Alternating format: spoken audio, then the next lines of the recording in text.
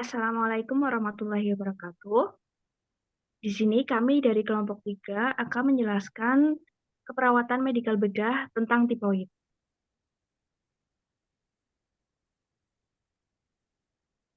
Sebenarnya sih apa itu tipoid? Tipoid atau demam tipoid ataupun yang sering disebut dengan tipes yaitu merupakan penyakit infeksi sistemik yang disebabkan oleh bakteri Salmonella typhi yang ditandai dengan peningkatan suhu tubuh atau panas yang panjang. Penyakit ini dapat menyebar pada orang lain dengan media makanan atau air liur yang telah terkontaminasi oleh bakteri. Menurut Huda dan Kusuma tahun 2016. Apa sih penyebab dan faktor resiko penyakit tipoid? Jadi, demam tipoid timbul akibat dari infeksi oleh bakteri golongan Salmonella yang memasuki tubuh penderita melalui saluran pencernaan. Kemudian, faktor resiko yang dapat mempengaruhi demam tipoid antara lain yang pertama jenis kelamin, kemudian usia, status gizi, kebiasaan jajan, kebiasaan cuci tangan, pendidikan orang tua, kemudian tingkat penghasilan orang tua, pekerjaan orang tua, dan sumber air. Patofisiologi tentang tipoid. Penularan demam tipoid dapat terjadi melalui berbagai cara, yaitu dikenal dengan 5F, yaitu food, finger, vomitus, fly, feces. Feces dan muntahan dari penderita demam tipoid dapat menularkan bakteri Salmonella typhi kepada orang lain. Kuman tersebut ditularkan melalui makanan atau minuman yang telah terkontaminasi dan melalui perantara lalat, di mana lalat tersebut akan hinggap di makanan yang akan dikonsumsi oleh orang sehat. Manifestasi klinis. Demam tipoid disebabkan oleh infeksi bakteri Salmonella enterica, terutama serotipe Salmonella typhi.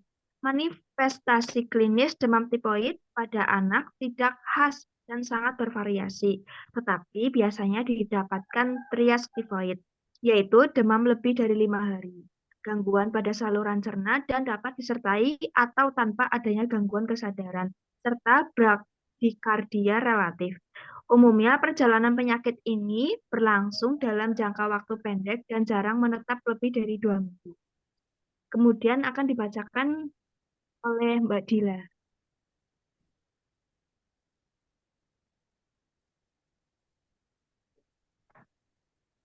Manifestasi klinis dari demam tifoid bervariasi dari gejala ringan seperti demam, malaise, batuk kering, serta rasa tidak nyaman dengan di perut.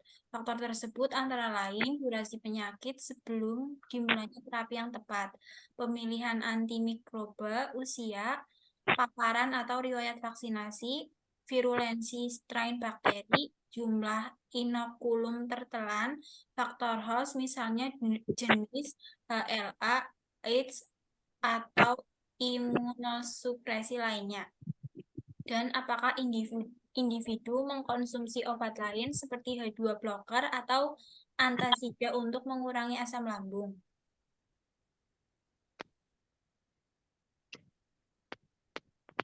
Patwai tipoid. Makanan yang terinfeksi bakteri Salmonella typhi masuk melalui mulut, kemudian menuju ke saluran pencernaan, bisa mati di musnahkan oleh asam lambung atau masuk ke lambung, kemudian diserap oleh usus halus. Bakteri memasuki aliran darah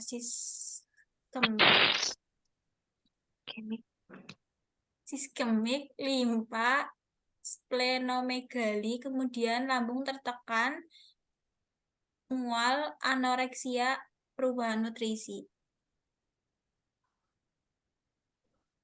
Atau bisa juga bakteri memasuki aliran darah siskemik, kemudian masuk dalam endotoksin dan terjadi hipertermi, atau bakteri memasuki aliran darah sistemik, kemudian kelenjar limfoid atau usus halus, tukak, perdarahan, dan perforasi, kemudian terjadi risiko defisit volume cairan.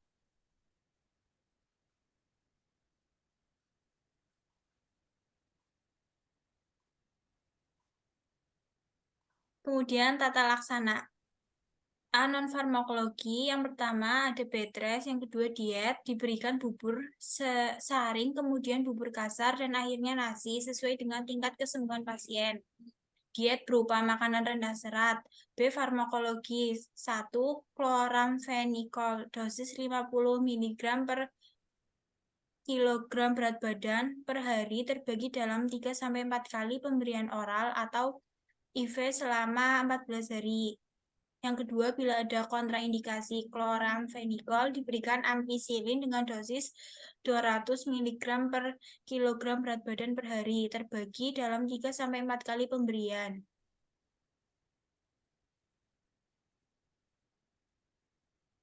Intravenous saud belum dapat minum obat selama 21 hari atau amoksisilan dengan dosis 100 mg per kilogram berat badan per hari terbagi dalam 3-4 kali pemberian oral atau intravena selama 21 hari. Cotrimoxazole dengan dosis TMP 8 mg per kilogram berat badan per hari terbagi dalam 2-3 kali pemberian oral selama 14 hari. Ketiga, pada kasus berat dapat diberi ceftriaxone dengan dosis 50 mg dan diberikan 2 kali sehari atau 80 mg sekali sehari intravena selama 5-7 hari. Yang keempat, pada kasus yang diduga mengalami MDR, maka pilihan antibiotik adalah metropenem, azithromycin, dan fluoroquinolone. Kemudian akan dilanjutkan oleh Dias. Asuhan keperawatan. Tuan S mengatakan badannya panas, suhu tubuh pasien 38,5 derajat Celcius, tidak nafsu makan dan mual. Dan data objektif, pasien tampak lemas, makan tidak habis hanya setengah porsi, semua aktivitas dibantu keluarganya, tangan kirinya terpasang infus, pasien buang air kecil dengan pispot. A. Pengkajian keperawatan. Dari pengkajian yang dilakukan oleh penulis terhadap pasien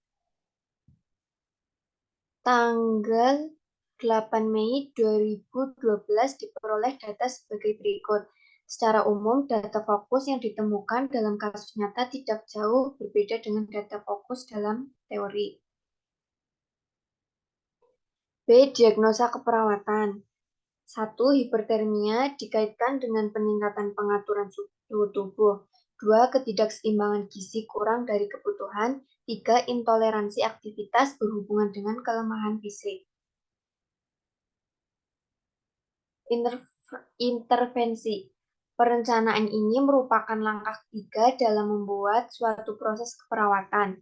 Intervensi keperawatan adalah suatu proses penyusunan berbagai rencana tindakan keperawatan yang dibutuhkan untuk mencegah, menurunkan, atau mengurangi masalah-masalah pasien menurut Carpenito 2007. Diagnosa pertama, kedua, dan ketiga setelah dilakukan keperawatan tindakan keperawatan selama 3 kali 24 jam dengan tujuan dan kriteria hasil sesuai dengan teori. Dan intervensi dari masing-masing diagnosa yang penulis cantumkan dalam kasus sudah sesuai dengan tercantum dalam teori oleh Doengs 2000.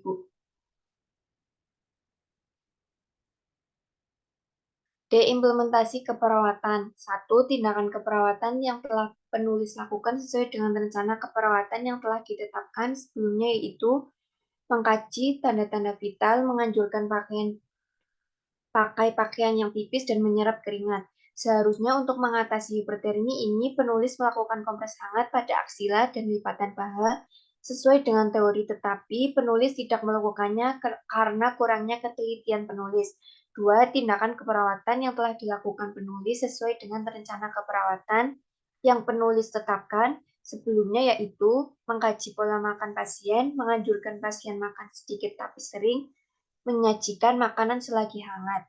3. Tindakan keperawatan yang telah dilakukan penulis sesuai dengan rencana keperawatan yang penulis tetapkan sebelumnya, yaitu mengatur pasien senyaman mungkin, melibatkan keluarga dalam melakukan aktivitas. Selanjutnya akan dibacakan oleh Desi. Evaluasi keperawatan. Pembahasan evaluasi berdasarkan evaluasi hasil dari masing-masing diagnosa. Yang pertama ada hipertemi berhubungan dengan meningkatnya pengaturan suhu tubuh pada diagnosa pertama berdasarkan evaluasi tanggal 8 Mei 2012. Setelah dilakukan tindakan perawatan selama 3 kali 24 jam, suhu tubuh pasien sudah normal dari 36 sampai 30 derajat Celcius dengan kriteria hasil vital sign tekanan darah 141 per 100 mg Hg, suhu tubuh 36,8 Celcius. Setelah dibandingkan dengan kriteria hasil yang penulis cantumkan pada intervensi menunjukkan bahwa suhu tubuh pada batas normal yaitu 36,8 derajat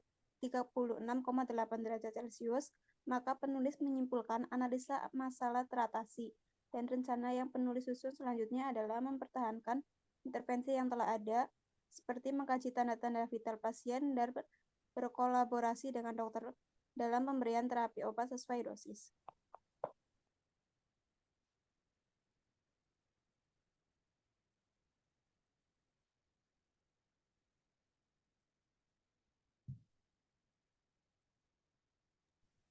Yang kedua ada ketidakseimbangan nutrisi kurang dari kebutuhan tubuh berhubungan dengan anoreksia mual.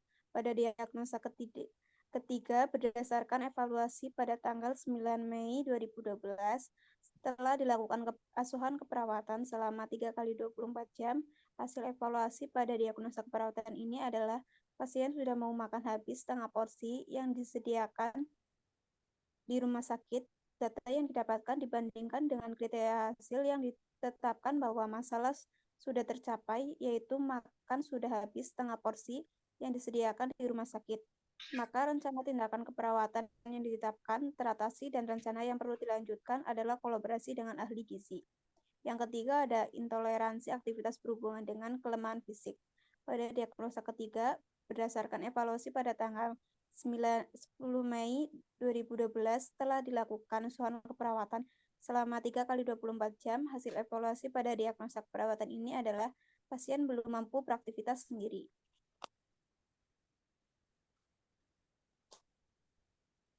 Selanjutnya akan dibacakan oleh Dwiki. Data yang didapatkan dibandingkan dengan kriteria hasil yang ditetapkan masih ada yang belum tercapai, yaitu kemampuan beraktivitas pasien belum mandiri, sehingga dapat dianalisa bahwa masalah aktivitas belum tercapai.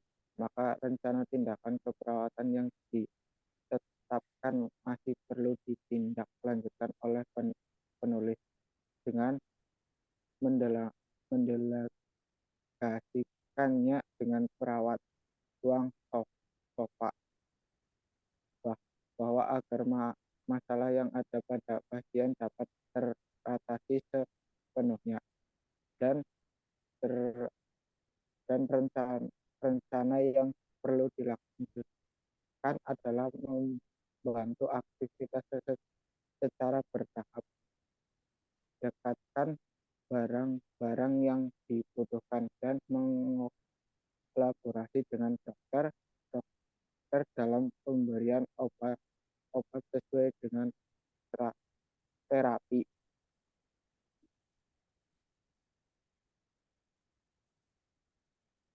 Terima kasih. Sekian. Assalamualaikum warahmatullahi wabarakatuh.